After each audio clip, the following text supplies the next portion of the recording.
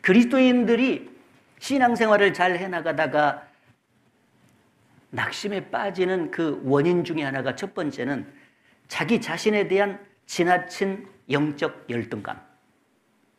그리스도인들은 영적인 싸움을 부단히 합니다. 육신과 싸우고 죄와 싸우고 세상과 싸우지 않습니까? 그 싸우는 가운데서 때때로 넘어지기를 반복할 수밖에 없습니다.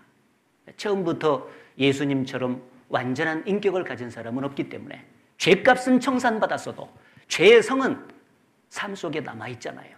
그래서 끊임없이 그 죄성으로 인해서 싸우는 가운데 질 때가 많아요.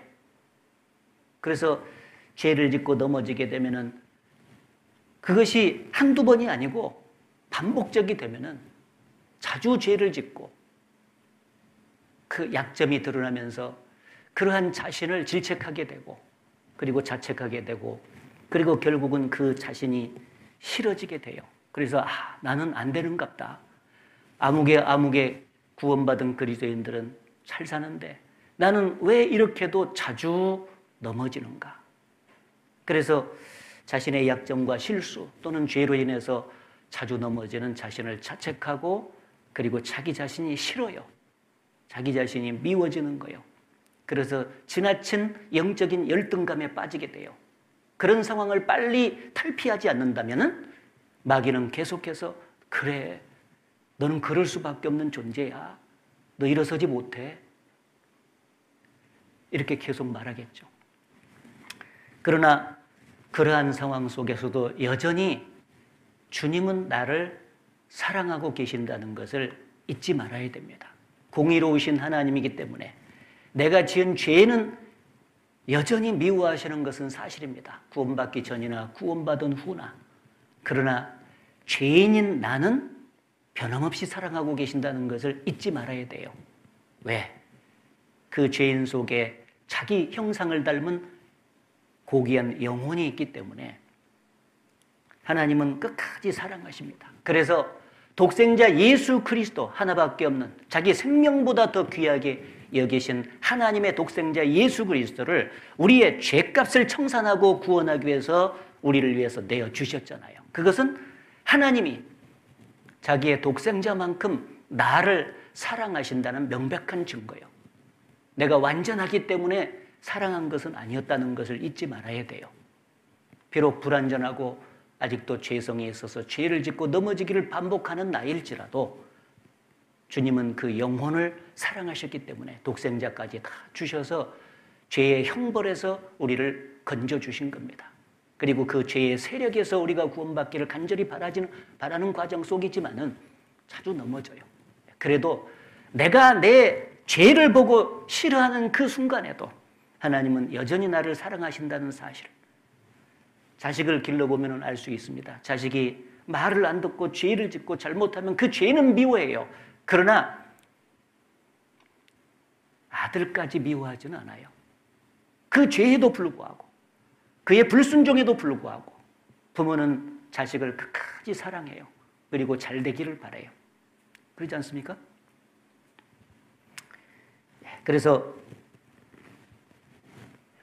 이사야 49장 5절에 보면 나는 여호와의 보시기에 존귀한 자라. 나의 하나님이 나의 힘이 되셨도다. 사람들 보기에 내가 별것이 없고 내가 나를 볼 때도 내 약점과 자주 짓는 죄로 인해서 내가 싫지만 그럼에도 불구하고 하나님은 나를 존귀하게 생각하시고 영원히 사랑하시는 것입니다. 그래서 나를 싫어서 버리지 않아요. 나는 나를 싫어서 버리고 싶어도 하나님은 나를 절대 싫어버리지 않아요. 그래서 이사야 그 41장에 보면 내가 너를 붙들고, 하나님이 택하신 이스라엘을 붙들고 싫어버리지 아니하였다. 저는 넘어지나 아주 엎드러지지 아니함은 여호와께서 그 손으로 붙드심이로다. 넘어질 수는 있지만 아주 버리지는 않아요. 하나님은 끝까지 사랑 가운데 그를 잘 되기를 바라면서 붙잡고 가세요. 예수께서 이 세상을 떠나실 날이 가까워질 때 말씀하셨잖아요. 예수께서 자기 사람들을 사랑하시되 끝까지 사랑하시니라. 비록 자기를 배반하고 은 30에 팔게 되는 가론 유다까지도 하나님은 끝까지 그를 사랑하셨지 않습니까? 그것은 내 죄와 약점에도 불구하고 하나님이 나를 끝까지 사랑하시고 싫어하시지 않고 버리지 않는다는 것을 말씀해 주는 거예요. 따라서 내 죄만 보지 말고 자주 하나님 앞에서 합당치 못한 어떤 약점만 보고 실망하지 말고 그 죄를 용서하시고 덮어주시고 잘 되기를 바라시고 끝까지 나를 사용하시기를 원하시는 하나님을 바라봐야죠. 하나님은 여전히 나를 사랑하십니다. 그래서 자신에 대한 지나친 영적 열등감을 하나님이 보시는 관점으로 소화하지 않는다면 여전히 그 가운데 빠져서 침체될 수 있다. 첫 번째 기억하셔야 됩니다. 그리고 두 번째는 나 혼자만 고난받는다고 생각할 때 외로움 속에서 낙심할 수 있어요. 엘리야 선지자는 하나님 앞에서 귀하게 쓰임받은 선지자였습니다. 그런데 엄청난 하나님 앞에서 능력을 행하고 하늘에서부터 비가 쏟아지도록 기도 응답도 받고 그리고 바알과 아세라 선지자들하고 대항을 해가지고 850명을 죽이는 혁혁한 전과를 그가 냈지 않습니까? 그런데 그만 이세벨의 핍박이 두려워가지고 도망가는 그 와중에서 그가 뭐라고 말했습니까? 내가 만군의 여호와 앞에 열심히 특심하지만은 하나님 나 혼자만 남았습니다. 그리고 저희들이 지금 혼자 남은 내 생명까지 지금 취하려고 합니다. 너무 낙심이 됩니다. 하나님 그런 얘기했잖아요. 그때 하나님께서 말씀하시기를 너는 지금도 혼자만 남은 줄 알지만 바알에게 무릎을 꿇지 아니한 7,000명을 내가 남겨뒀다. 그런데 왜 혼자만 있다고 생각해? 너만 고난받는 거 아니야? 베드로전서 5장에 말씀하시기를 그러므로 믿음에 굳게 서서 저를 대적하라. 이는 너희 형제들도 세상에서 동일한 고난을 당하는 줄을 너희가 알미니라. 이 세상에서 거듭난 그리스도인들은 믿음을 지키며 복음을 전하는 가운데 동일한 고난을 당하는 것이 아주 확실합니다.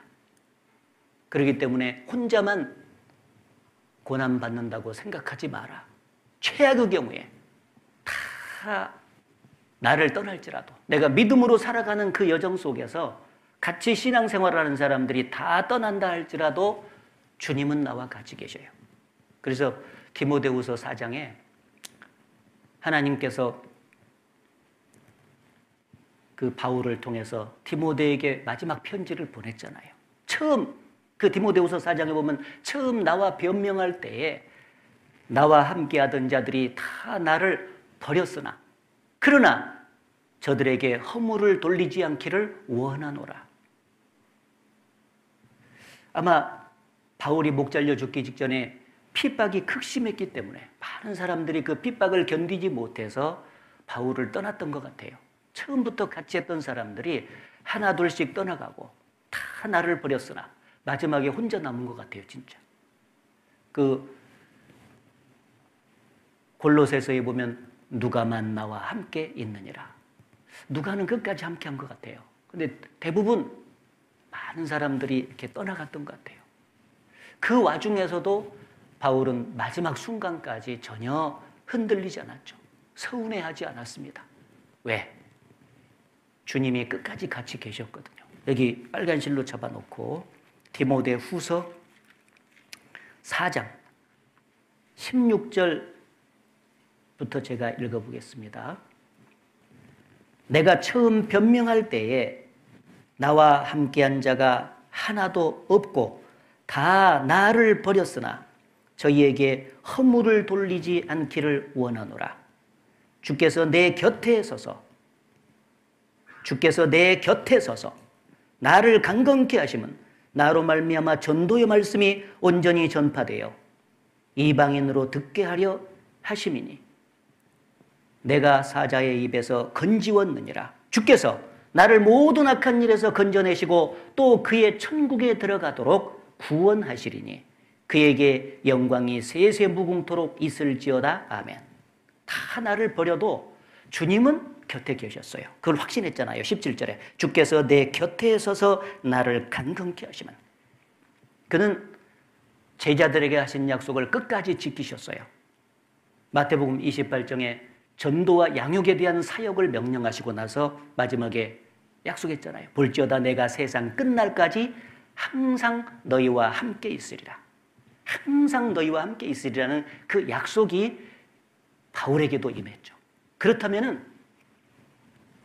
바울에게만 그 약속이 임한 것이 아니라 우리에게도 같이 있는 거죠. 그래서 최악의 경우에 내가 주님 일을 하다가 다 동력을 하다가 주 앞에 서야 되겠지만은 핍박이 극심해져서 세상 유혹이 너무 거세져 가지고 모두가 다 우리를 떠나간다 할지라도 주님은 최악의 경우에도 같이 계셔요. 그래서 요한복음 16장에 말씀하시기를 볼지어다 너희가 각각 흩어져서 다 제 곳으로 갈 때가 오나니 왔도다. 그러나 내가 혼자 있는 것이 아니라 아버지께서 나와 함께 계시느니라. 3년 반 동안 사랑하는 제자들이 같이 따라다니면서 주님과 함께 했습니다. 그들을 통해서도 주님이 위로를 받으셨겠죠. 그러나 마지막에 십자가에 못 박히는 순간에 그들이 다 자기를 버릴 것을 미리 알고 계셨잖아요. 그 상황 속에서도 혼자가 아니라 아버지께서 나와 함께 계시느니라. 이것을 너희에게 이름은 너희로 내 안에서 평안을 누리게 하려 하심이니라. 그래서 이 주님 일을 하다가 열심히 하는데 때로는 떠나가는 사람도 있고 때로는 그 열심히 꺼져가지고 주변 사람들이 다 맹맹해지는 상황이 와도 전혀 실망할 필요가 없다. 왜? 주께서 나와 함께 계시기 때문에. 그걸 잊지 말아야 됩니다. 그래서 혼자라고 생각하고 고독 속에 빠지는 시간이 좀 길면 낙심의 화살을 맞아요. 그리고 네 번째는 열심히 일한 만큼 열매는 없고 도리어 상황이 점점 악화되고 점점 피곤해질 때 이 낙심이 올 수가 있습니다. 우리가 개인적으로 전도를 할 때도 그러고 교회적으로도 마찬가지입니다. 그리고 열심히 함께 수고하고 봉사하고 또 붙잡아주고 하는 일들이 있지 않습니까? 그런 과정 속에 주님의 일을 해 나가는데 일한 만큼 뭔가 변화가 있고 열매도 있고 하면 오직 좋겠어요.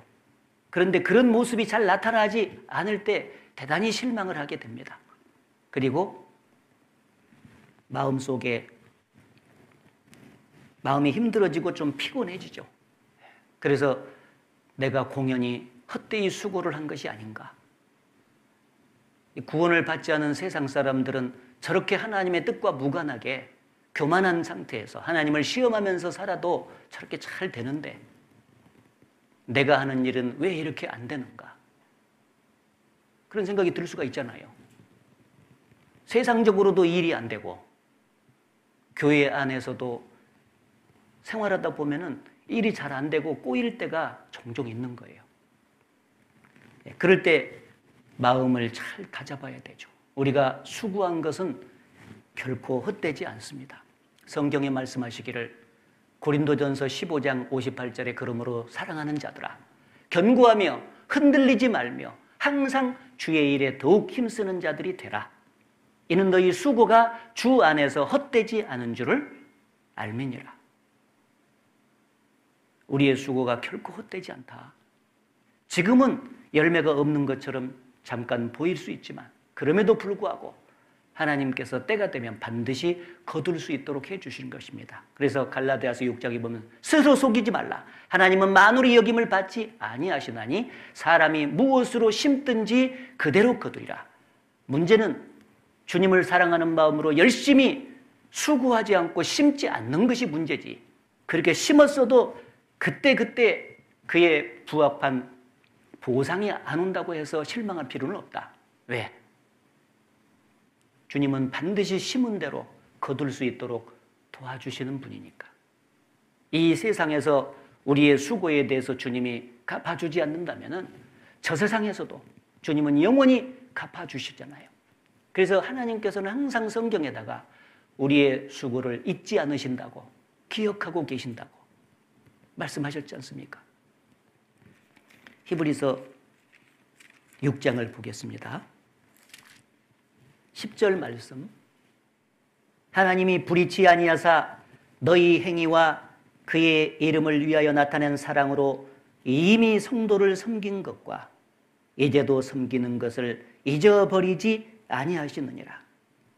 이 말씀에 보면은 이미 성도를 섬긴 것과 이제도 섬기는 것을 잊어버리지 아니하시느니라. 우리 이거 믿어야 돼요. 그렇지 않습니까?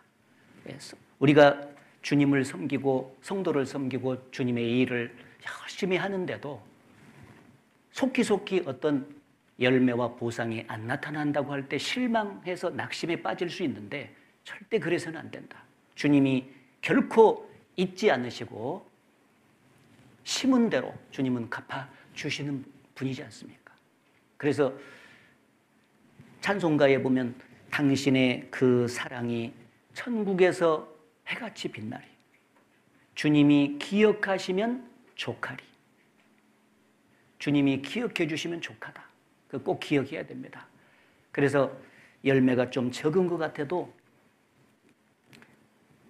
주님이 기억해 주신다는 것을 확신할 때 더욱더 힘을 내서 주를 위해서 살 수가 있을 것입니다. 그리고 어떤 고난이 내게 주어졌는데 이 고난이 빨리 좀 제거되고 원만한 삶을 살 수 있도록 해 주셨으면 좋겠는데 고난이 계속될 때 굉장히 힘들어요. 그렇죠?